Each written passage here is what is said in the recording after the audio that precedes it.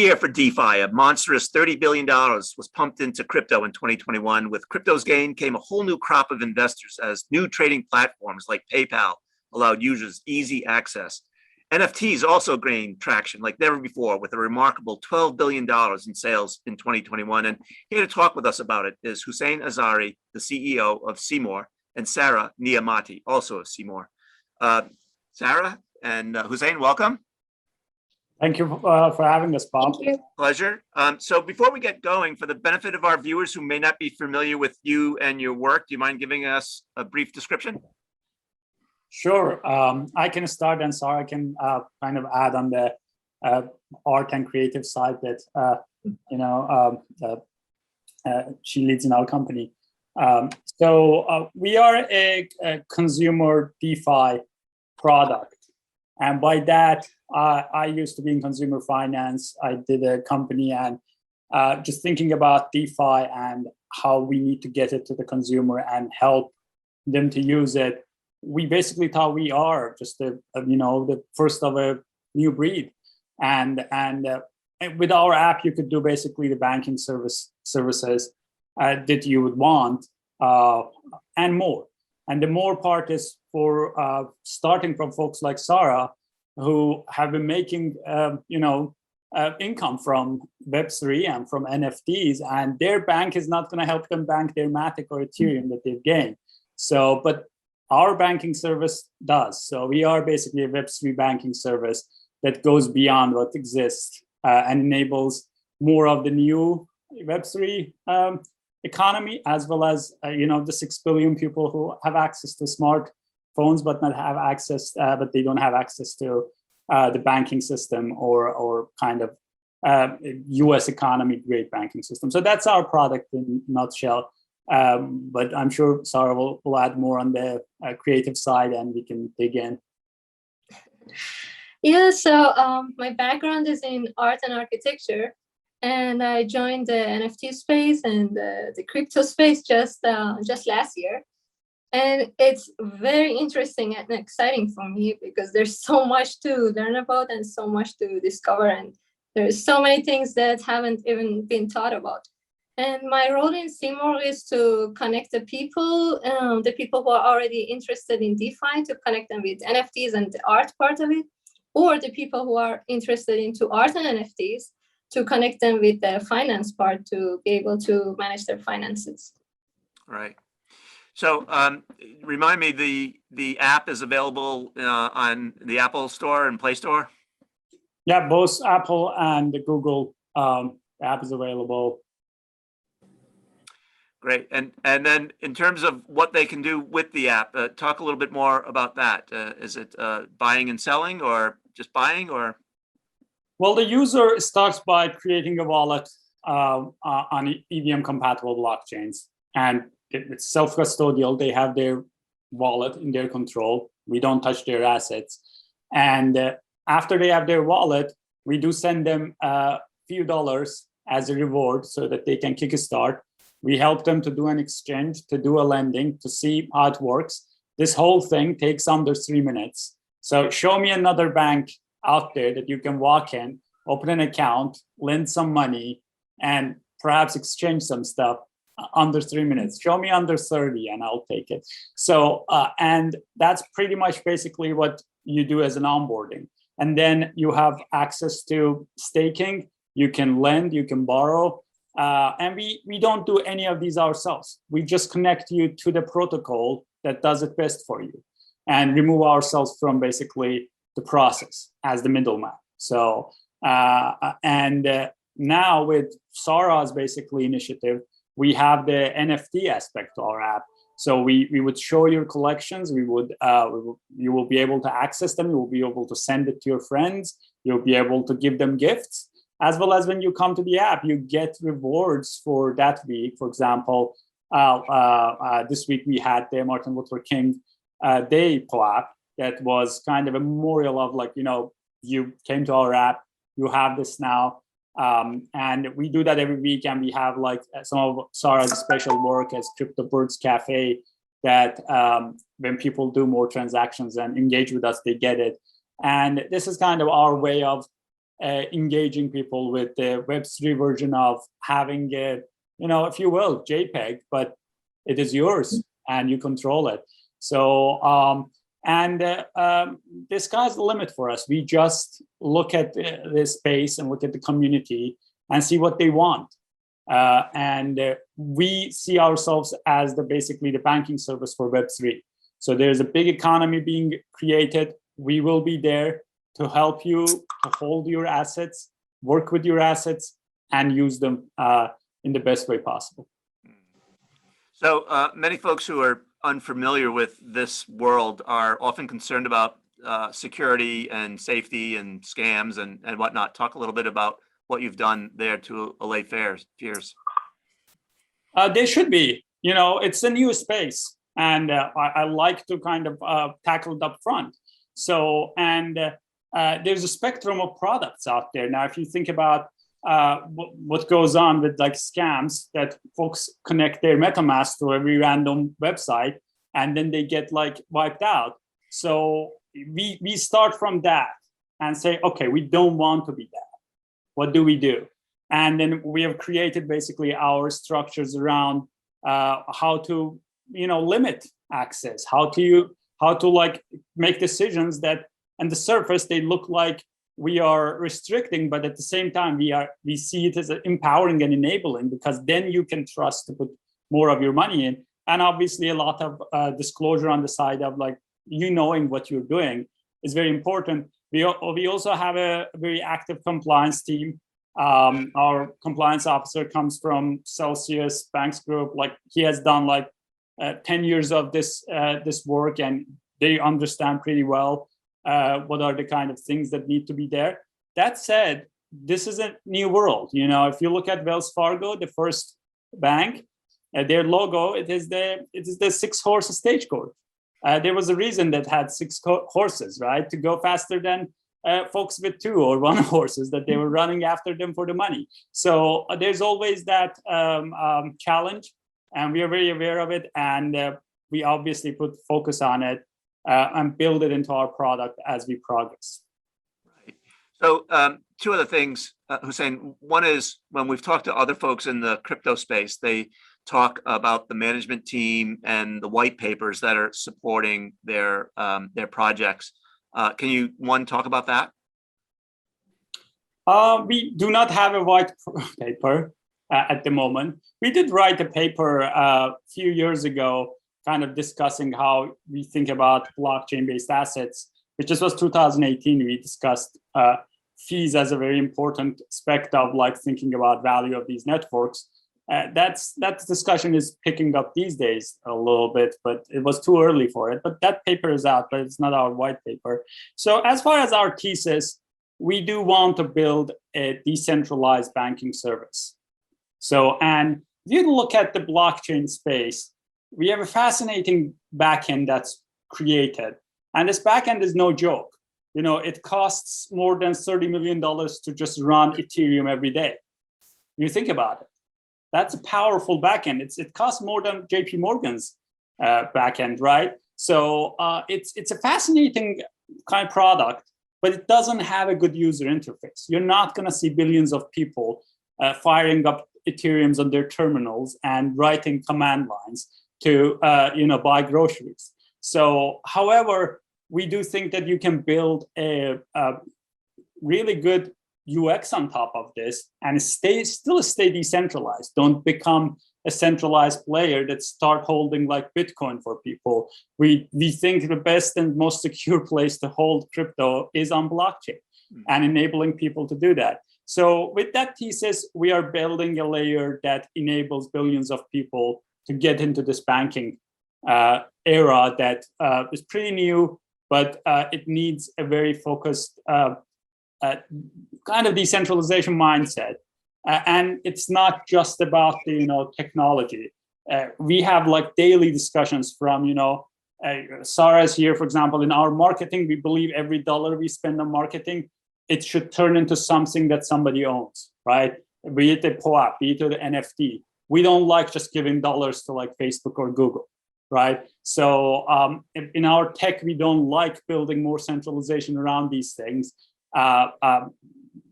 for just sake of like, because we want more control, right?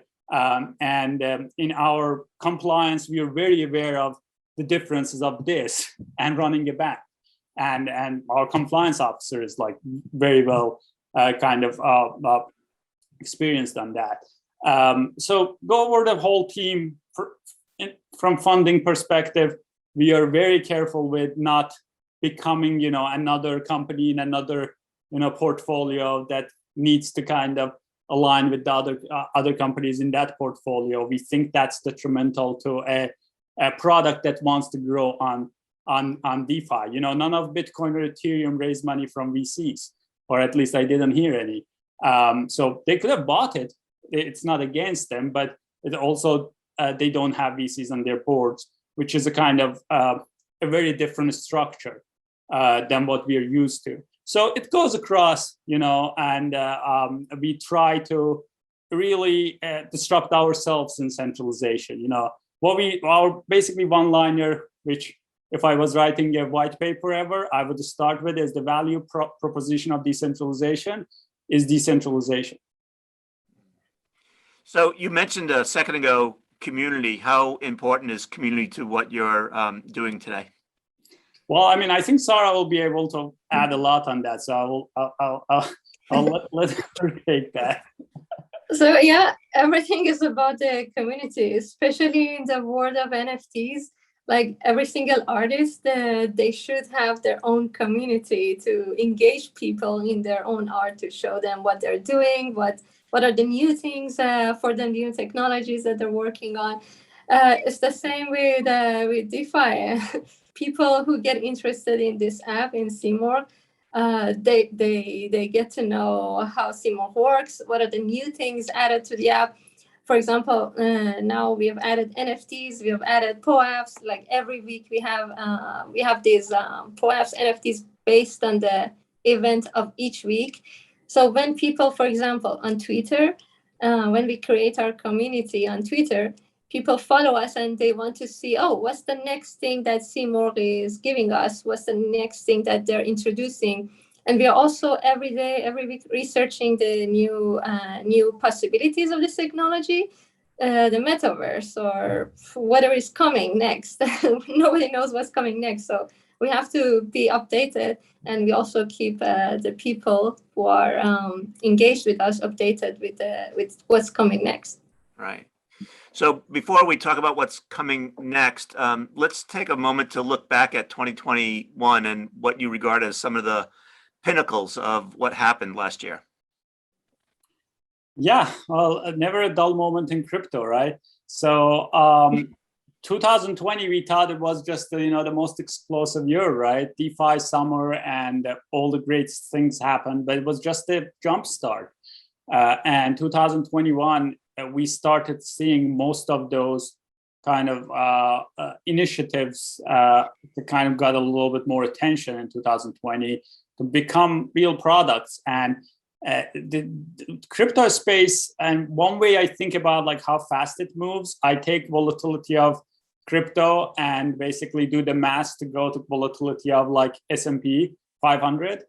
And you could get a ratio of like basically a month in crypto space, or like 2 weeks in crypto, or like a month in like real market, or 2 weeks in real market is like a day in crypto, at least from the price volatility, which should be some sort of an indicator.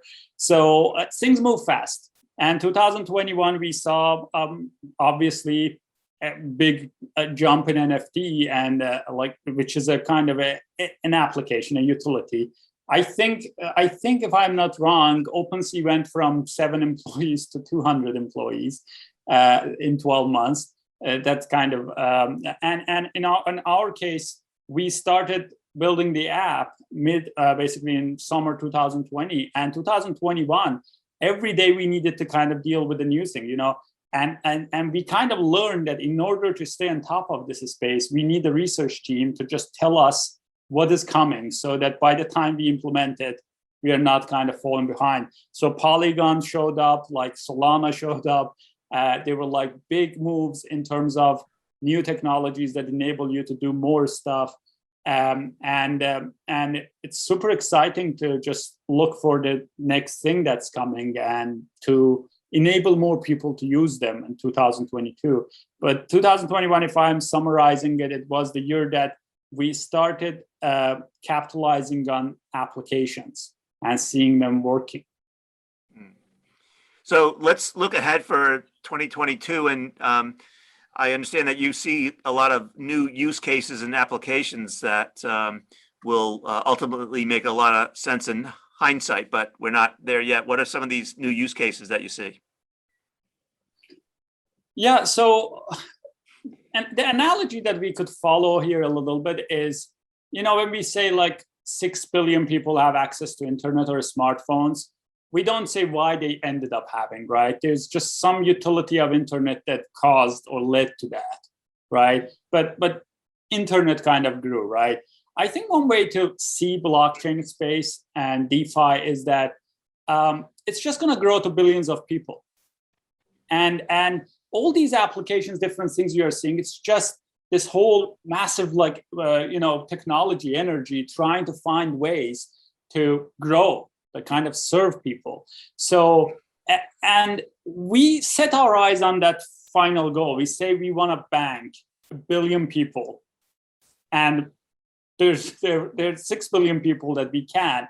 Well, like, let's get to the billion, and that billion is like in US, it's in LATAM, it's in India, and it goes from people who are creatives, but they're not banked with the current system, to people who are in some rural areas that are doing bartering because they don't have access to any type of currency. So, and all of them could download this app and then they're banked. So we think about that when we're kind of doing everything.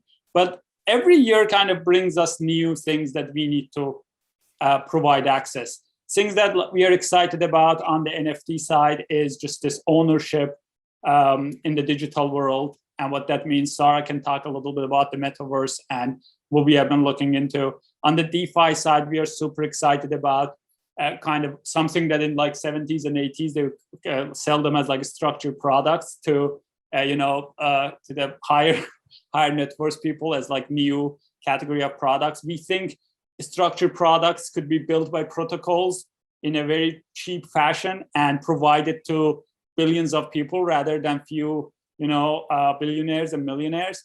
So I think there'll be more on that. We see protocols coming out. So that's on the DeFi side.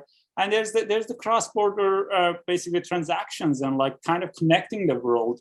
I mean, I can send, and this is one of the things I do with investors and with actually when we do recruiting, I send 1 cent to the person that I'm talking to on the CMORQ app over Zoom. I tell them, look, I send you 1 cent cross-border, often this is like international, that took like 10 seconds. So this is the technology I'm talking about. This is like basically more than 100 times better than current technology in terms of speed, in terms of fees. So we really look for, what is next to build into our app. But at the end of the day, this is about putting DeFi in front of billions of people for whatever reason they care about. It could be a JPEG that they love to collect, or it could be doing their e-commerce or selling, food in a stand that they could just do a transaction with CMORQ app on their Android phone. So let me go through a laundry list of some possible use cases for NFTs: birthday, anniversary, Valentine's, graduation cards that you'll hold in an app like CMORQ. You're talking about some of Sara's secret plan. Yeah, that could be a very base to start with. It could go way further than just the dates, anniversaries. It could be memberships. Having some NFTs could prove that you are a member of this club or of this, like this loyalty cards that cafes stamp for you, something like that. Or it could be like a voucher. It could be related to ownership of real world stuff, like real estates are getting into NFTs now. And it will have so many more applications other than just art. Well, art is amazing, but the application of NFTs is way, way more wide than just art. Yeah. So do you also see brands and fashion brands creating NFTs and NFT teams? They are already they're already doing it. I think not all of them are doing it right, but they're all getting involved in it sooner or later. Right. Yeah. So there's a wave that we often study with, like, or think about with Sara, that this space of NFTs started from collectibles, and then it kind of, people were like, okay, so pixel this stuff, good, but like you're bored. So, and then there were obviously artists who could kind of provide something that was not boring.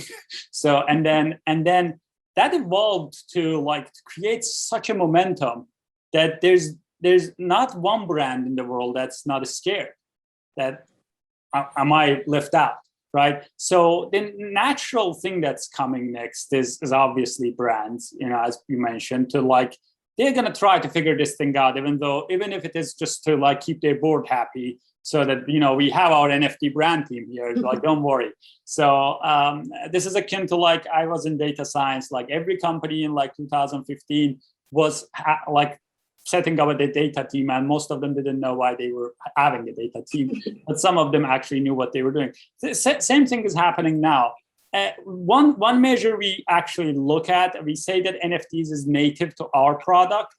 So, which means that, you hold an NFT in a wallet, and an NFT that you own has to be held in an uncustodial wallet.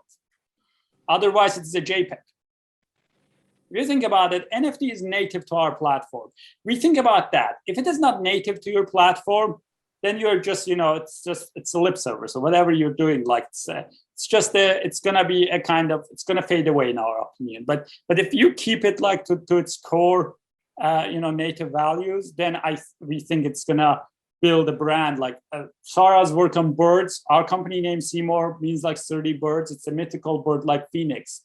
So the birds are basically what we see as elements of people out there trying to fend for themselves. So, and that's our brand. That those birds are how we are building this brand, and we think that's a native way of approaching it. Now, McDonald's can create NFTs, and we'll see how that goes.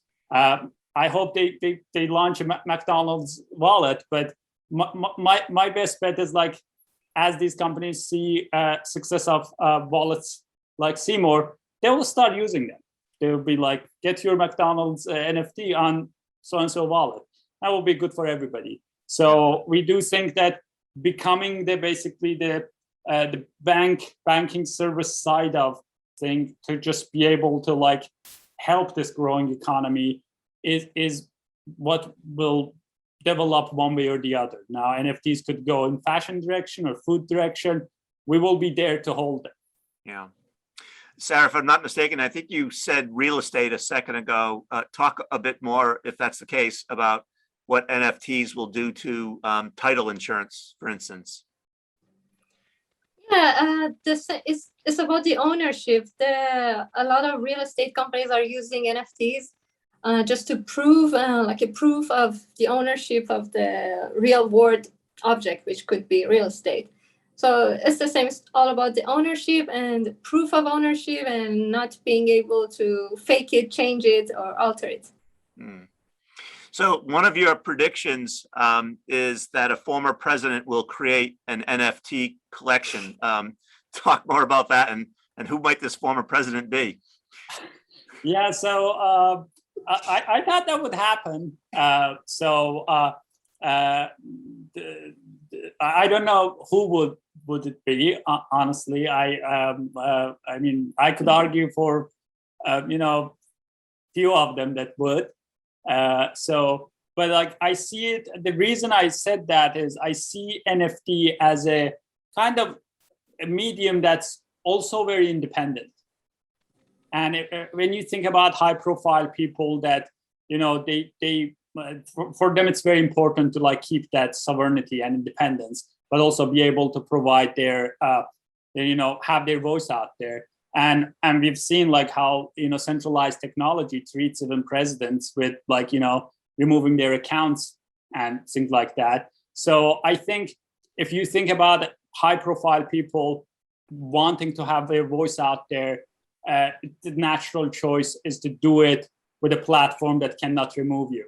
So if you have an NFT that you send it to a wallet, we can't remove that, and it's yours as long as you have the keys, and it could be seen out there that's why I made that prediction. It was basically, obviously, U.S. president is someone who would want to stick to that sovereignty and independence, and it talks volume to centralized tech and how they have been controlling and they have been taking advantage of consumers in their own way, looking cool, but at the same time doing things that otherwise with a decentralized alternative, I think we would be very different. Yeah, I think I'll make a prediction that it won't be Jimmy Carter, but we'll place bets for another occasion.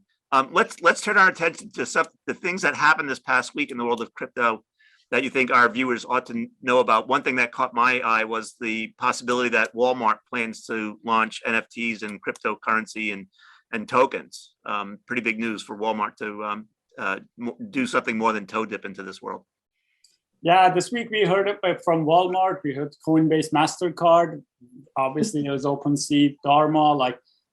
So Walmart one was interesting, and it's obviously partly regarding the marketing and the community side of it that kind of attracts people. The other interesting thing about Walmart to kind of put into context is Walmart has been trying to become a bank for decades, and they haven't been let to become a bank for good reasons or not. I mean, that's your judgment. But now them seeing basically this new medium as a way that they can get to their customer base in a different way could be something they're trying to explore as an alternative to going through the regulatory burden of doing something that they might not be intending to do, to be a full-blown bank, but at the same time they need to go through the regulatory thing that kind of would never pan out. But at the same time, if there's a different medium, they can approach it from a technology perspective.